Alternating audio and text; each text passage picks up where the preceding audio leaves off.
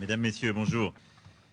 Cher Président, cher Félix, je suis très heureux de vous accueillir aujourd'hui à Paris, en tant évidemment que le président de votre pays, après des échéances politiques intérieures importantes et franchies avec succès, dont je vous félicite parce qu'elles sont une étape importante de la modernisation de la vie démocratique, politique, RDC, et de votre volonté d'aller de l'avant, mais aussi en tant que président de l'Union africaine et partenaire stratégique de la France. Nous étions avec le président Tshisekedi il y a quelques jours au Tchad, à N'Djamena, pour rendre hommage au président défunt Idriss Déby et pour soutenir un processus de transition qui doit ouvrir la voie de la démocratie et de la stabilité du Tchad.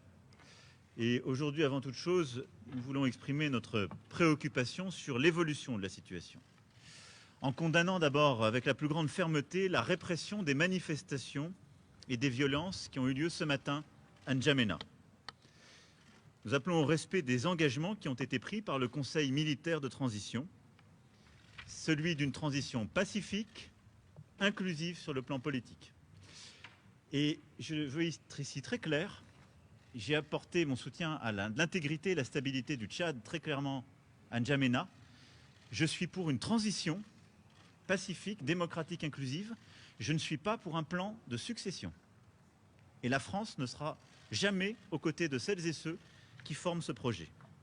Le temps est venu de lancer un dialogue politique national ouvert à tous les Tchadiens.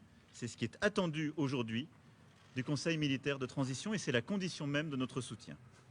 Et je veux ici dire que nous resterons engagés aux côtés de l'Union africaine, que préside le président Tshisekedi cette année, aux côtés aussi du G5 Sahel, et je veux saluer l'effort des présidents du G5 Sahel qui ont aussi œuvré à cette médiation avec beaucoup de force, et il faut que dans les prochains jours nous puissions rétablir la situation qui aujourd'hui me préoccupe très fortement. Au-delà de ce sujet, notre coopération est évidemment riche de beaucoup de dossiers bilatéraux que nous allons évoquer dans quelques instants. Volonté de développer la coopération économique, les opportunités offertes à la jeunesse de votre pays par les programmes d'éducation, de santé et de création d'activités économiques, politique aussi de francophonie, car nous avons là-dessus également beaucoup à faire ensemble.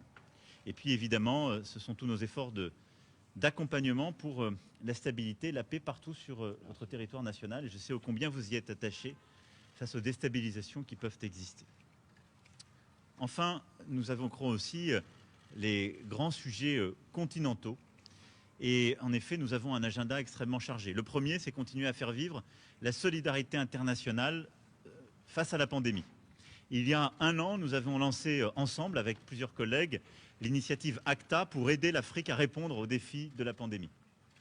Elle a permis de faire plusieurs avancées, nous y sommes revenus ces derniers jours, pour aider au financement, aider aussi à plus de tests, de diagnostics, l'accès aux vaccins et à la montée en puissance des systèmes de santé primaire. Mais beaucoup reste à faire pour mobiliser plus de financement, mais avoir également des actions concrètes indispensables. Et donc ensemble, nous souhaitons agir pour que le G7, le G20 soient des rendez-vous utiles qui répondent aux besoins des Africaines et des Africains, la vaccination de tous les personnels de santé sur laquelle nous étions engagés il y a plusieurs semaines, et tant d'autres sujets. Et puis dans quelques semaines, nous nous retrouverons donc 17-18 mai prochain à Paris pour un sommet avec beaucoup d'autres leaders du continent africain et du monde entier, le sommet pour le financement des économies africaines. Et je veux ici que chacun ait bien en tête le choc, pas simplement sanitaire, mais économique, que le continent africain subit depuis 2020. C'est un ralentissement profond, très fort, l'année dernière et encore cette année, dans un continent qui est en pleine expansion démographique. Et nous ne pouvons pas faire, en quelque sorte, comme si nous pouvions continuer avec les recettes d'hier. L'Europe a une réponse exceptionnelle, une politique monétaire inédite, une réponse budgétaire qui s'est traduite en juillet dernier avec un plan de relance historique. Les États-Unis d'Amérique ont annoncé un plan fédéral inédit et une des politiques monétaires les plus accommodantes. Et nous sommes en train collectivement d'abandonner l'Afrique à des solutions qui datent des années 60. Je me félicite qu'on puisse avancer, nous allons pousser pour le faire, mais nous devons absolument inventer pour le 17-18 mai prochain un New Deal du financement de l'Afrique, c'est-à-dire des solutions profondément novatrices, une échelle d'ambition qui corresponde à ce que nous sommes en train de vivre. Sans quoi, nous laisserons le continent africain face à la pauvreté, nous laisserons le continent africain et sa jeunesse face à la réduction de leurs opportunités économiques, une migration subie et l'expansion du terrorisme. Et cela, je ne veux pas m'y résoudre. Et donc c'est un sujet que nous allons aussi traiter avec le président Tshisekedi, car il est à mes yeux au cœur de l'agenda des prochains mois et des prochaines années. Pour toutes ces raisons, cher Félix, cher président, merci d'être à Paris aujourd'hui. Et encore bravo pour les succès obtenus dans ton pays et sur le continent. Merci, Président. Merci beaucoup, Monsieur le Président, cher Emmanuel, merci. Merci de me recevoir si rapidement à Paris pour parler des choses que vous avez entendues. Sur le Tchad, nous avons parfaitement le même entendement. Il faut très vite revenir à l'ordre démocratique. Je reste dans la droite ligne de ce que j'ai dit dans mon discours à N'Djamena. Nous soutenons évidemment la stabilité actuelle, mais à condition qu'ils aillent très vite vers la consolidation de la démocratie, des institutions démocratiques. Pour le reste, nous parlerons Afrique aujourd'hui, mais aussi dans quelques semaines.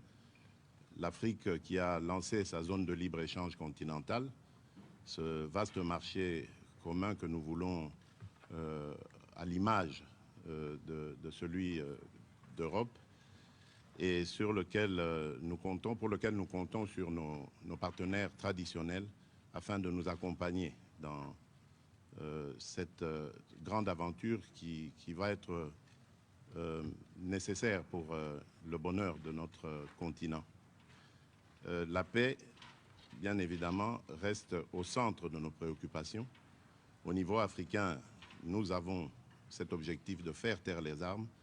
Voilà pourquoi je ne me lasserai jamais de sensibiliser la communauté internationale par rapport à des zones de violence en Afrique, et particulièrement dans mon pays, la République démocratique du Congo, à l'Est, où il s'est créé maintenant un groupe à tendance islamiste, au discours islamiste et aux méthodes islamistes, et qui sème la terreur auprès de nos populations.